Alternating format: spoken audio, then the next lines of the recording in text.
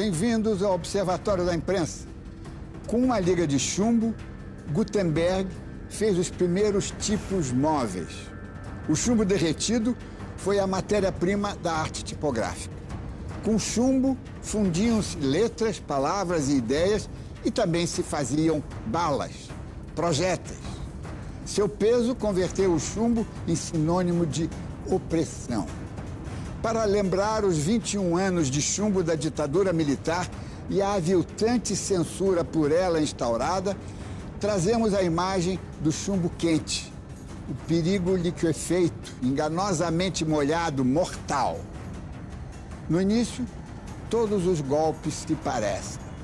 Como já acontecera antes, o golpe de 1964 começou com uma quartelada para depor um legítimo chefe de Estado e, poucos dias depois, já era uma ditadura, acanhada nas primeiras horas, logo ostensiva e, em seguida, esticada ao longo de mais de 2 décadas.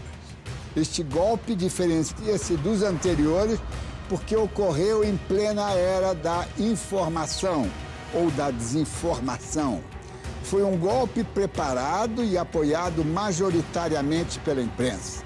Logo depois, transformada em sua vítima e dócil escrava. Quando, no ano passado, o jornal O Globo surpreendeu ao reconhecer como equivocado o apoio ao golpe de 1964, admitia que grande parte da imprensa brasileira, além de apoiar a derrubada do presidente João Goulart, apoiou a ditadura nela incubada. Gesto ímpar, infelizmente, sem seguidores, que, no entanto, poderá inaugurar o capítulo da diversidade na história da nossa imprensa.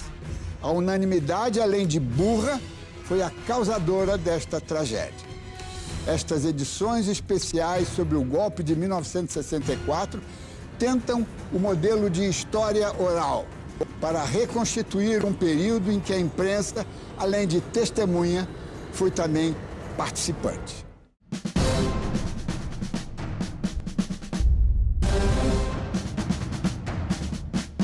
Tem que apurar o que aconteceu e fazer parte da história do Brasil, para as gerações que vêm aí, a verdade desse regime abominável.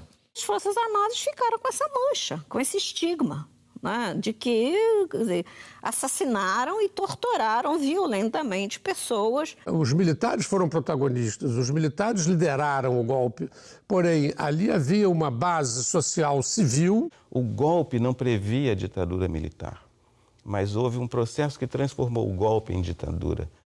A história política do Brasil se confunde com a história militar e ambas atropelam a história da imprensa. Até mesmo a independência tem sido fantasiada como façanha de soldados e o resultado é um tripé desigual, capenga, incluindo a proclamação da República. Até 1964, temos um total de 12 motins, vetos dos quartéis, golpes e contragolpes, com 4 derrubadas de chefes de Estado. A imprensa sempre tomou partido, sempre participou e sempre foi punida com empastelamentos, atentados e censura. Nunca havia conspirado. Então veio 64. Herdeiro do getulismo, João Goulart tem a imagem atrelada às reivindicações sociais e sindicais.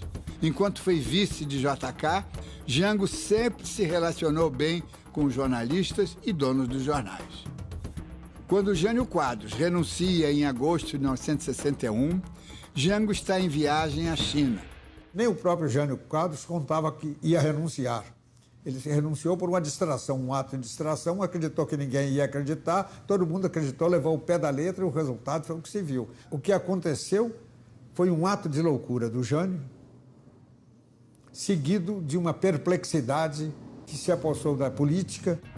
A presidência da República é ocupada pelo presidente da Câmara dos Deputados, instala-se uma crise política porque os ministros militares são contrários à posse do vice. O Jango não era da corrente que ganhou a eleição, pelo contrário, ele era perdedor.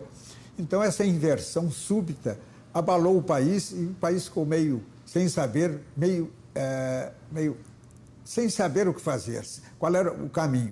Diante da perplexidade que toma o país após a renúncia de Jânio Quadros, a maior parte da imprensa defende o respeito à Constituição e endossa a posse do vice. O Correio da Manhã tomou a posição, defendeu a legalidade da posse e assim se permaneceu, compreendeu? Até que realmente se concretizasse. Acompanhou todo o processo daquela viagem que ele fez da China para depois ir para o Uruguai, parece. E até que, de repente, ele entrou no Brasil e o Correio da Manhã sempre defendendo a posse legal. O Globo pede ao povo que aguarde tranquilamente a normalização da vida republicana e assegura que as Forças Armadas têm a situação sob controle. Abertamente anticomunista, o jornal, em pouco tempo, começará a questionar se Jango representa uma ameaça. O Diário de Notícias, com enorme penetração no meio militar, também levanta a bandeira da Constituição, mas desconfia da capacidade de governo de Jango. O Estado de São Paulo é mais radical. Contrário à posse de Jango, pede a convocação das Forças Armadas para evitar golpes subversivos.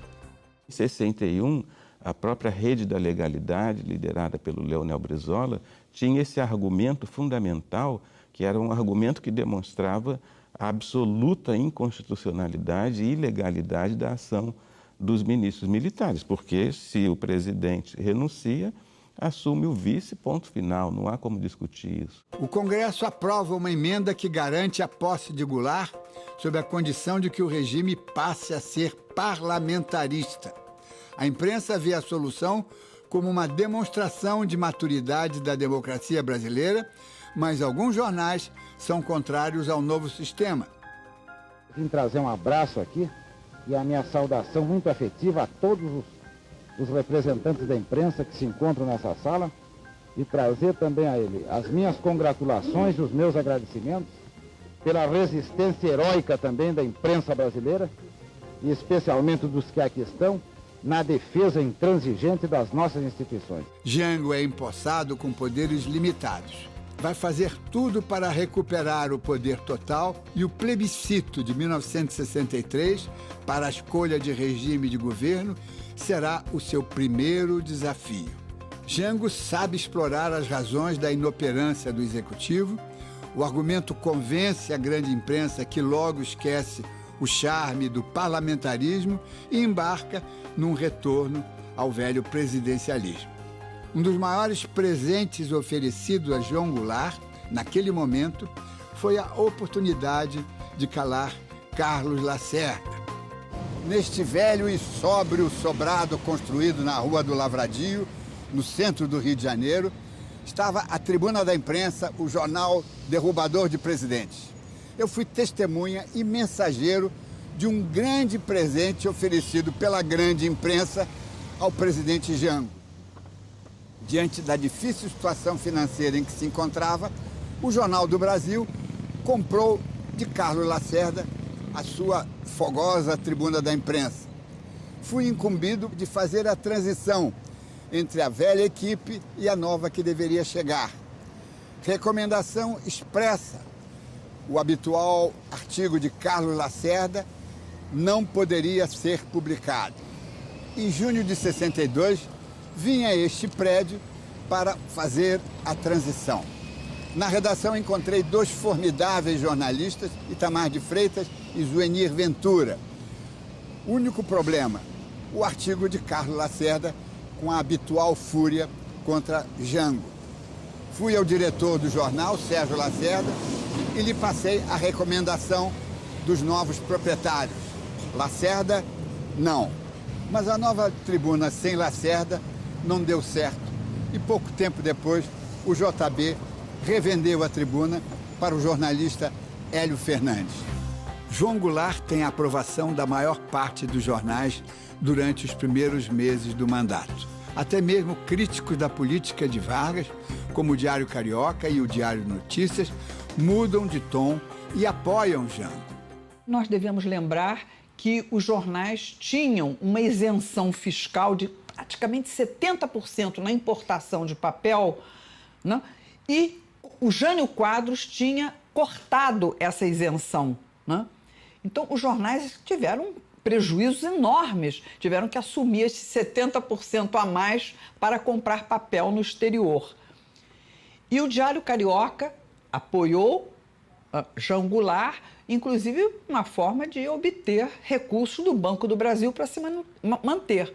Da mesma forma, o Diário de Notícias.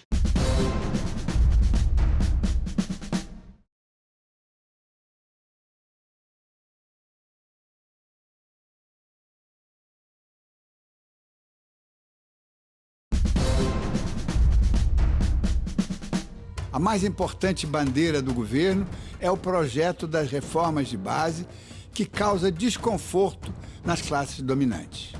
O carro-chefe é a reforma agrária, que os jornais simpatizantes não conseguem engolir. O homem no campo, esquecido e abandonado durante séculos, vê surgir no horizonte de nossa terra uma esperança de melhores dias. Cresce o medo de que o Brasil siga o exemplo de Cuba e se torne comunista. Recuperado o poder, Jango não consegue exercê-lo, pressionado pelos setores mais radicais. A partir do momento que o João Goulart passa a concentrar poderes de um presidente, de chefe de Estado e de chefe de governo, ele se torna um alvo muito maior das críticas da oposição e, ao mesmo tempo, a gente vai ter algumas dificuldades econômicas de crescimento, de inflação, e que vão ser atribuídas, obviamente, a ele. A radicalização política é agravada em setembro de 63 com a revolta dos sargentos em Brasília. O movimento reivindica o direito de sargentos, suboficiais e cabos exercerem mandato parlamentar, o que contraria a Constituição. Para a oposição, o presidente não é suficientemente firme ao enfrentar a revolta. A trégua na tribuna da imprensa dura pouco. O jornal volta a ser o adversário mais combativo de João Goulart. No início de outubro, Jango é convencido a calar o governador da Guanabara, Carlos Lacerda. Malogrado o plano de prendê-lo, Jango tenta intervir no estado da Guanabara, impondo o estado de sítio. Não encontra respaldo nem no seu próprio partido, o PTB. O Jango, sentindo que ia ser derrotado, se retirou. Retirou a proposta. Mas ali ficou muito evidente que ele namorava a hipótese da permanência do poder com instrumentos de exceção. Confronto aberto, ostensivo. A imprensa está alinhada contra o governo. Tinha jornalistas, não vou citar o nome deles, mas que eu sei que recebiam dinheiro. Que eram agentes. E sei da influência que era exercida através das agências de notícias, das agências de publicidade. A Última Hora é a última trincheira pró-Jango e dá amplo espaço aos seus projetos. Reforça o apoio popular às mudanças e denuncia a movimentação da oposição para derrubar o presidente antes que as reformas fossem executadas. O Mourão era visto até como uma espécie de eminência parda do governo do Jango. Portanto, tudo que o Jango queria fazer, inclusive as reformas de base, que são vistas como as causas verdadeiras desencadeadoras do golpe, a Última Hora deu o apoio mais completo possível. O Diário Carioca centra a cobertura nos benefícios das reformas e no esforço do Executivo para promover as alterações constitucionais que viabilizam o projeto. Não há jornais moderados tentando esvaziar a radicalização. Não acalma os ânimos a ideia do governo de iniciar uma série de grandes manifestações populares em vários pontos do país para forçar a aprovação das reformas de base. O primeiro comício será na Central do Brasil, coração do estado da Guanabara, onde Jango, pouco antes, tentara intervir. Não receio de ser chamado de subversivo pelo fato de proclamar, e tenho proclamado e continuarei proclamando em todos os recantos da pátria, a necessidade, trabalhadores, da revisão da atual Constituição da nossa República, que não atende mais aos anseios do povo. Eu me lembro, na Avenida Rio Branco, no dia do comício, 13 de março, aquele pessoal todo, aquela multidão compacta, passasse rumo à Central do Brasil, onde ia ver o comício.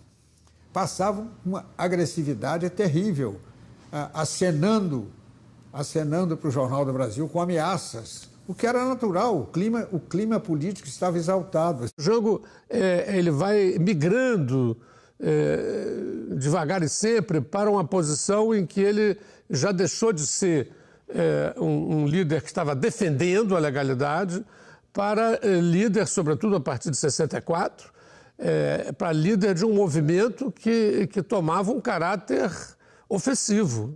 A tribuna denuncia a convulsão das massas durante o discurso da Central e acusa o presidente de querer se reeleger. Partidário da reforma agrária, o Correio da Manhã critica a radicalização tanto da direita como da esquerda. Defende as reformas de base, mas diz que o governo promove intranquilidade institucional ao agir de forma leviana e demagógica. O Correio da Manhã chegou, inclusive, a apoiar as reformas de base que ele anunciou no início. Mas foi chegando um momento em que começou a se radicalizar e perder-se um pouco o rumo do controle do governo. E aí, então, criou aquele clima, aquele ambiente, assim, realmente convulsionado, tá entendendo? Que assustou o Correio da Manhã. O Correio da Manhã começou a sentir, então, que o Jango estava perdendo as rédeas do poder, compreendeu? Havia muito medo de que aquelas reformas, se fossem implementadas, iriam mudar completamente o Brasil, virar o Brasil pelo avesso. Era um conglomerado muito heterogêneo e o que cimentava esse conglomerado, né, da espada, da cruz e do dinheiro, né, e com os segmentos populares, as marchas da família com Deus pela liberdade, foi um grande movimento de massas no Brasil. Então, o que cimentava aquilo tudo era o medo. Olha só o nome que eles deram para a marcha. Marcha com Deus e pela família. Ela botou 500 mil pessoas na rua em São Paulo. Você vê que a insatisfação da classe média, especialmente, era muito grande contra o governo João Goulart. A imprensa, ela entrou muito porque ela foi contaminada por isso, ela tinha receio. Jornais progressistas acabaram entrando no processo golpista, alguns inclusive apoiaram para logo depois sair fora. Uma nova revolta nas bases das Forças Armadas contribui para isolar o governo. Concentrados na sede do Sindicato dos Metalúrgicos, no Rio, integrantes da Associação dos Marinheiros e Fuzileiros Navais comemoram o aniversário da entidade, considerado ilegal. 2.000 revoltosos são liderados pelo cabo Anselmo. Jango se recusa a punir os marinheiros. O Correio da Manhã alerta para a necessidade de acabar com a intranquilidade causada por medidas demagógicas. Pede que as reformas de base não sirvam de pretexto para uma série de aventuras que poderão conduzir a quarteladas e à guerra civil. Era um embate entre a Última Hora, de um lado, o Globo do outro.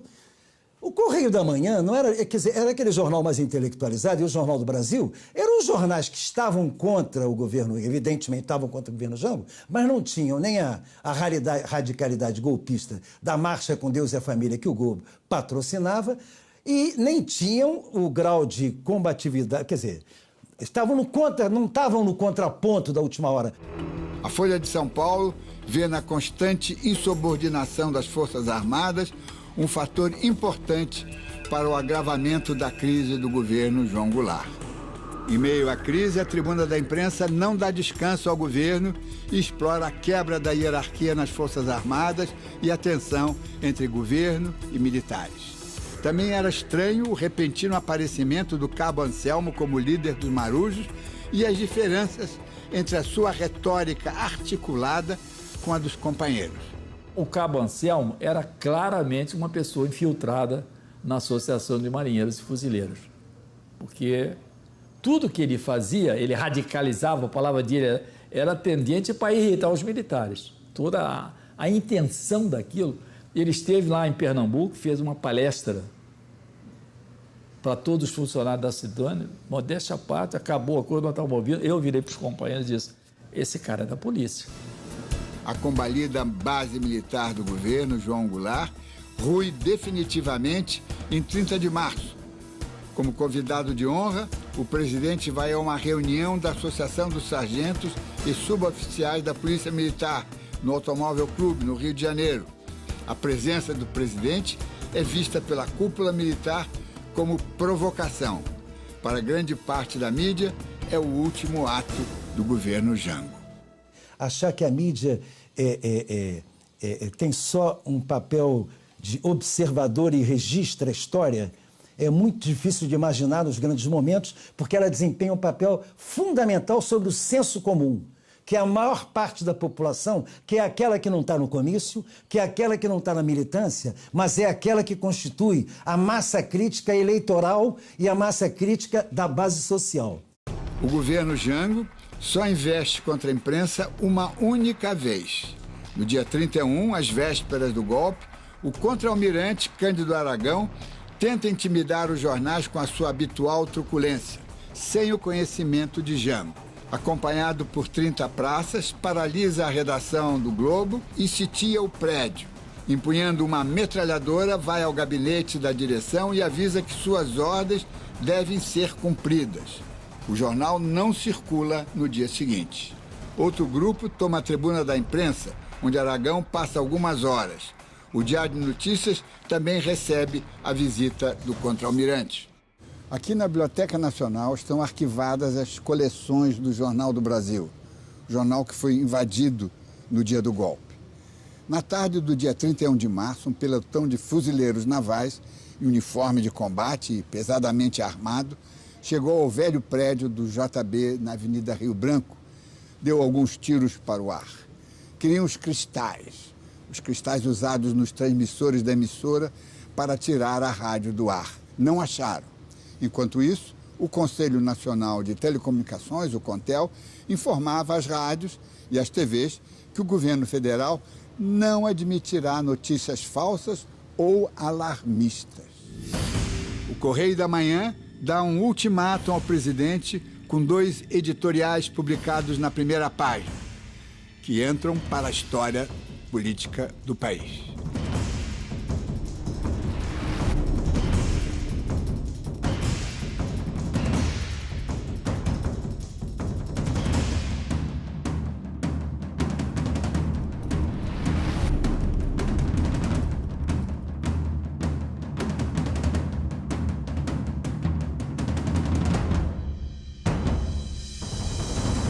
Ele se comportou de maneira a encontrar uma saída para o Jango.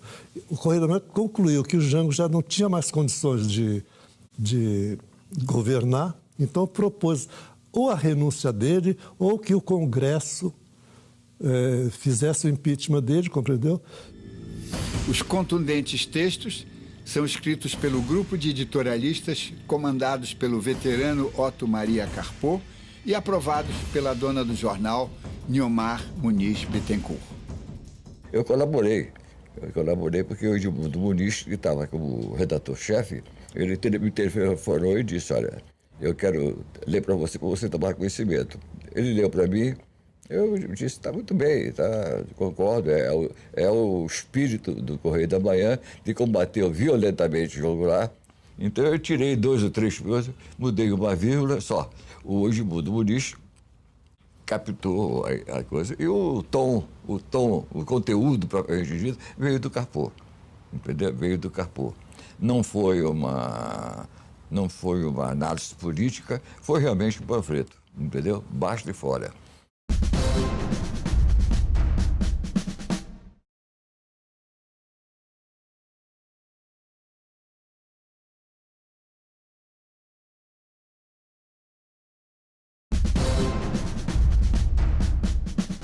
Na madrugada do dia 31, tropas deixam Minas Gerais em direção ao Rio de Janeiro.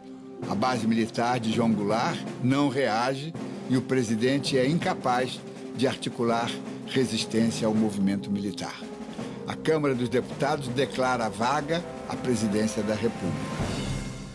E essa sessão da Câmara foi inesquecível, porque o Doutel de Andrade, que era o líder do governo, né, estava discussando todo também dizendo que esse golpe não ia adiante porque os militares estavam com Jango, não sei o quê. Quando o Adalto Lúcio Cardoso pediu uma parte, aquela elegância do Adalto, por favor, Vossa Excelência, eu queria dar uma parte. Não dou a parte ao denista nenhum. E continuou falando. O Adalto insistiu. 00:02, já estamos 1º de abril, pode falar à vontade, deputados. Gozando. Aí o Adalto disse, eu queria avisar aos meus colegas da bancada do governo que o general Amaury Cruel já aderiu ao movimento militar e que o presidente João Goulart está saindo do país. Era isso que eu queria dizer, senhor deputado. Aí deu aquela loucura, inclusive nós saímos correndo. Não podemos permitir que o Brasil fique sem governo abandonado.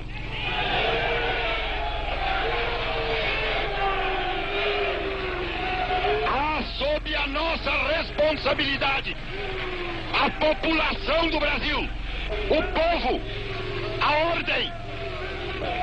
Assim sendo, declaro vaga a presidência da República. Porto Alegre, João Goulart fugiu para o Uruguai, seguido de Leonel Brizola e outros elementos do governo deposto. O presidente João Goulart, ao chegar ao Rio Grande do Sul, a Porto Alegre, conversou com o general Ladário Telles, que lhe disse não haver condições mais de resistência. Ele resistiria, mas não garantia a vitória. Jango tomou o avião, passou por outra fazenda dele e depois foi para o Uruguai. Ele sabia que não adiantava, que o golpe viria, os americanos não intervir, seria uma sangreira, o nome que ele usou. Ele disse, não, Muniz, não dava para resistir, seria uma sangreira. Sim, o Brasil seria arrasado, desindustrializado, a mortandade imensa. Os americanos estavam dentro do Brasil. Nós, o PCB, éramos oposição ao Jango. Eu lutei contra aquilo, mas aquilo dominou o plenário do Comitê Central. Portanto, mesmo aqueles que combatiam o golpe de Estado não tinham uma posição correta, porque naquele instante o que nós deveríamos fazer seríamos assumir uma posição frontal de defesa do Jango. Mas não. Surgiu então vários argumentos. O Jango está conciliando, é um conciliador, ele não é um revolucionário. Essa ilusão foi o grande erro da esquerda. A articulação para derrubar o presidente encontra abrigo em um dos jornais mais tradicionais do país, o Estado de São Paulo. Os mesquitas, os donos do jornal, conspiraram para derrubar o Jango. Isso começou com o Júlio Mesquita Filho, que na época era um dos diretores do jornal. Havia reuniões, inclusive, de civis e militares na casa dele. E havia também na casa do Rui Mesquita. A partir de agosto de 1961, os repórteres que cobriam as Forças Armadas, sem perceber, passaram por um intenso treinamento técnico. Antes, cobriam as solenidades, cobriam os discursos. Neste final de março de 64, eles já eram experts em questões militares. Aqui no Forte Copacabana, pela farda das sentinelas, percebia-se o que se passava no interior dos quartéis. A movimentação dos blindados era crucial. Os tanques só saíam da Vila Militar em situações extremas, muito graves. Na manhã de 31, Tudo apontava para o regime de prontidão máxima. Mas quem nos deu a notícia da descida da tropa mineira do general Olímpio Mourão Filho foi o repórter Márcio Moreira Alves, que, embora trabalhasse para um concorrente, Correio da Manhã, era uma pessoa muito querida por todos. Entrou na redação excitadíssimo, quase aos berros, dizendo: Titio telefonou, Minas está descendo, já estão em Juiz de Fora. O titio era Afonso Arinos de Melo Franco, recém-empossado no cargo de ministro do exterior do governo de Minas. Dias depois, quando a quartelada assumiu-se como ditadura, Márcio estava na oposição. No dia 2 de abril, o país já está mergulhado no regime militar que duraria 21 anos. Em poucos dias, Castelo Branco é eleito pelo Congresso Nacional. Eles aí já tentam levar a cabo seus desígnios através de uma argumentação supostamente legal, constitucional. E daí toda essa preocupação que houve no golpe de encontrar uma forma aceitável do ponto de vista constitucional. A posse do Ranieri Mazzilli, a eleição pelo Congresso do Castelo Branco, aquele ato institucional com uma aparência de juridicidade, tudo isso denota uma preocupação com o erro que foi cometido em 61. Conseguiu-se atrair para o movimento golpista os principais chefes militares, Castelo Branco, Costa e Silva, enfim, e tomar o poder sabendo que que não havia facções militares que competiriam entre si. O que é surpreendente é que o golpe não foi o golpe foi o início de um outro governo. A rigor, a ditadura militar, ela não estava contida no golpe.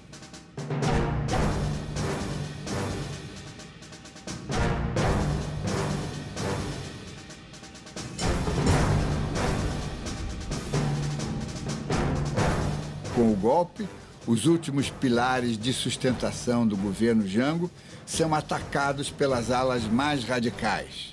Ao som do hino nacional, o prédio da União Nacional dos Estudantes é incendiado. Eu, naquela época, eu era presidente do Centro Popular de Cultura da UNE, o CPC, né? Eu peguei o telefone, liguei imediatamente para o Vianinho, que era uma das principais figuras do grupo, e para ver o que a gente deveria fazer, né? Em face daquilo, daquela notícia, e que ele apurasse direito e tal.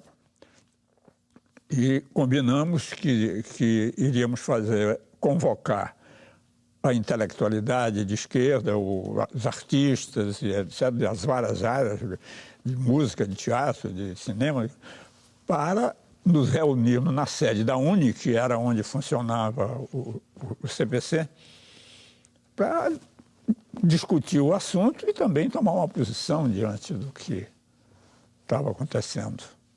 A redação da Última Hora é depredada. Munidos de pedras e paus, grupos antijanguistas tomam a garagem do jornal, disparam tiros e incendeiam carros. Quando eu cheguei na Última Hora, voltando de Juiz de Fora, e entrei na redação, quem estava no comando da redação era o diretor de redação Moacir Werneck de Castro, a quem eu perguntei. Eu disse: olha, eu estou com um material muito interessante dos acontecimentos de Juiz de Fora. O que você quer que eu faça? Ele falou: você não faz nada não, vai embora para casa porque o Carlos Lacerda está na TV Rio concitando o pessoal a vir quebrar a Última Hora. E escrevi a matéria, juntei o filme e botei numa gaveta. Quando eu estava descendo, que eu cheguei na Praça da Bandeira, eu encontrei com a turma que tinha vindo quebrar a Última Hora. A Tribuna da Imprensa não esconde seu apoio ao movimento golpista. Comemora a queda de Jango e destaca a atuação do governador do Rio de Janeiro, Carlos Lacerda. No começo, a visão de todo mundo, inclusive minha, era deturpada. Realmente, eles lançaram a ideia de que o país estava à beira de cair no regime comunista. Então, fizeram fizeram aquela passeata com Deus pela família, a marcha para a família e tudo mais. A edição de 1º de abril, nós ficamos, como todo mundo, nós não sabíamos bem o que era. Nós não sabíamos bem, ninguém sabia bem o que era. Todo mundo apoiou, não apoiou, depois todo mundo ficou contra, não ficou contra, quer dizer. Então, muita gente apoiou depois, muita gente apoiou muito, cresceu muito, enriqueceu muito, ganhou muitos canais de tudo. O vespertino muda de tom a partir de julho, quando Carlos Lacerda critica a prorrogação do mandato de Castelo Branco e passa a exigir eleições para o ano seguinte. A tribuna diz que o movimento militar está desmoralizado e se coloca claramente na oposição.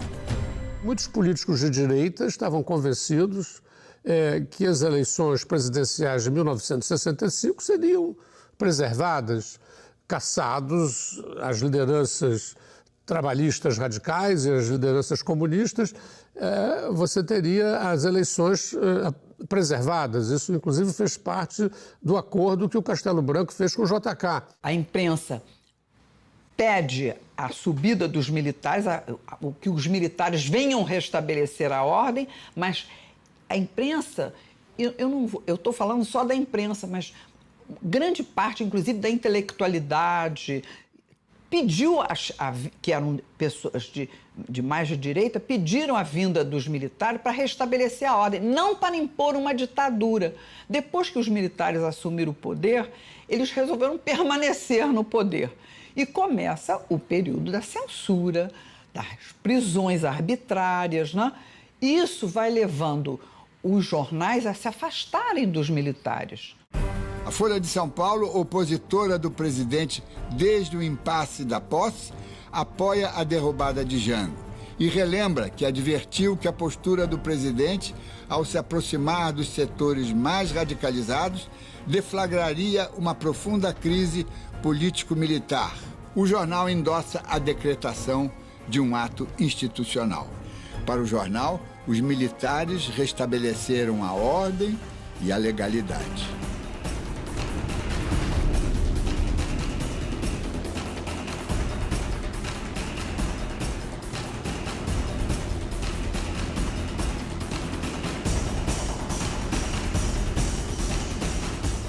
O Globo segue a mesma linha e respira aliviado com a saída de Goulart. Graças aos militares, o país está a salvo da comunização. Roberto Marinho, desde de manhã cedo, estava informado de que estava havendo uma revolução. Mas esqueceu-se, ou não quis, falar para os seus repórteres. Ficou fechado lá na sala dele, até que a secretária dele veio na minha mesa e disse: o que está havendo em Juiz de Fora? Eu disse: acho que nada, né? Ela disse: liga o rádio aí porque tem alguma coisa em Juiz de Fora. E aí é que nós começamos, já ao entardecer, a ligar o rádio, pegar em ondas curtas emissoras de Juiz de Fora que estavam naquela euforia, né? Dizendo: Juiz de Fora, capital revolucionária do Brasil, os generais Mourão e Guedes estão na rua, estão já descendo sobre o Rio de Janeiro. Mas foi uma perplexidade geral, porque ninguém sabia de nada. O Globo vê com entusiasmo a rápida vitória do movimento sem derramamento de sangue e diz que a revolução triunfante deve impedir a infiltração de agitadores comunistas na vida pública. À noite eu trabalhava no Globo, no jornal. Eu lembro que um colega falou: os nossos tanques estão avançando. Eram os tanques que iriam de São Paulo para enfrentar o Jango. E não eram os meus tanques. Eu estava torcendo, na verdade, pelo Jango e contra os militares, contra aquela ameaça de golpe. Contrariado por ter um artigo contra Carlos Lacerda vetado, Gilles Lepouge, correspondente do Estado de São Paulo, em Paris, pede demissão logo depois do golpe. Lacerda é amigo de longa data da família Mesquita. O jornal não aceita a demissão de Lepouge e a celeuma vai parar nas páginas da publicação. Carlos Lacerda, que estava, acho, na Roma, voltou para Paris e no aeroporto de Orly ele falava com aos jornalistas franceses. Então, todo mundo compreendia muito bem que havia qualquer coisa que está se fazendo lá, uma espécie de golpe. Eu disse ao jornal: não vou falar daquela conferência da imprensa do Carlos Lacerda, porque, primo, não gosto muito daquele personagem. O jornal me disse: mas você tem que fazer isto. E pouco tempo depois, alguns dias apenas, eu aprendi aqui o golpe. Então, amigos do Brasil, do jornal, aliás, de São Paulo, me disseram detalhes sobre isso e compreendiam que estava verdadeiramente um golpe militar e de tendência fascista. Ora, isto eu não posso aguentar. Aí o Rui, por consideração a ele, pela amizade que tinha a ele, mandou um telegrama dizendo que por que não tinha publicado a entrevista do Lacerda. Aí o Lapouge escreveu uma carta ao Rui, em que dava as razões dele, e o Rui respondeu, o doutor Rui Mesquita respondeu com outra carta 4 vezes maior.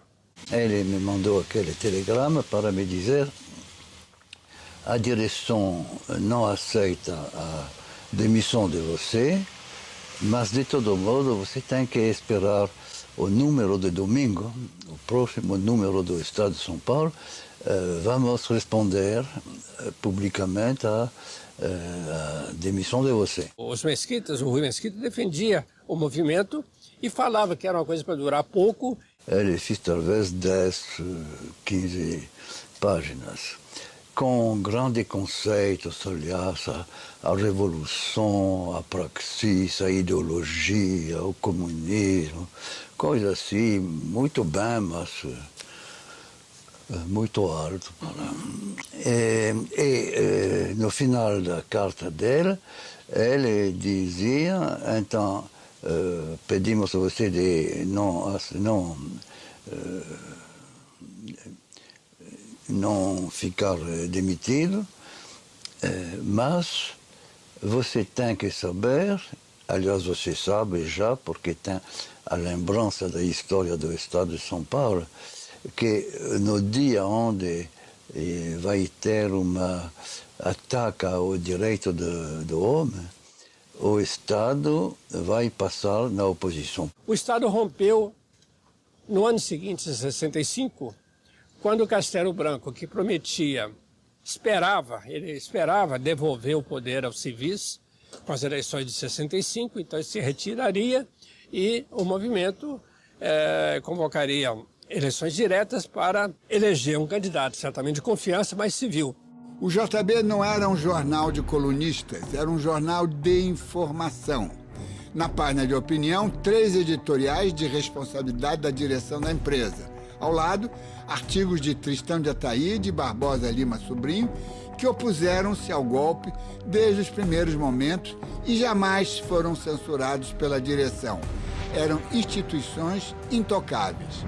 Por isso, em abril de 65, respondendo a um protesto de Tristão de Ataíde, Castelo Branco, já como presidente, telefonou para oferecer satisfações. O pensador agradeceu ao presidente num bilhete manuscrito. A extensão da cobertura daqueles 19 dias e a necessidade de oferecer ao leitor uma conexão entre tantos episódios sugeriram um complemento em formato de livro, capaz de reproduzir o clima trágico que se prenunciava.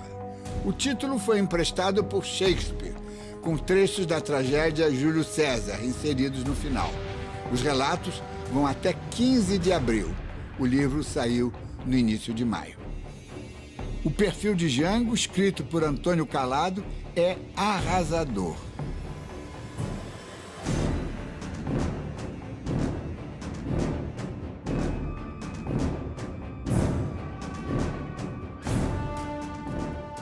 Eu acho muito severo com o João Goulart. Mas, se a gente lê direito, os pecados de João Goulart eram muitos também. Mas, evidentemente, que apontar pecados de João Goulart não significa querer uma ditadura militar. Longíssimo disso. Enquanto nos dias seguintes a imprensa só comemora os triunfos da quartelada, o Correio da Manhã também denuncia os arbítrios e a ditadura. No próximo programa, você vai ver como foi a resistência de um grande jornal. Onde é que a imprensa errou? Errou ao adotar o uníssono. Errou ao submeter-se a um cronograma militar sem deixar aberturas para recuos, ajustes e negociações. Jango tinha ao seu lado vozes e forças moderadas. A pressa e o engajamento não deixaram que fossem ouvidas. A grande imprensa impregnou-se com o clima do manda-brasa que tanto criticava nos radicais próximos ao presidente. Os dois editoriais na capa do Correio da Manhã, que sinalizaram o início da operação militar, foram disparados por quem não entende de política ou de jornalismo. Antes do ultimátum, entre o basta e o fora, não se ofereceram opções.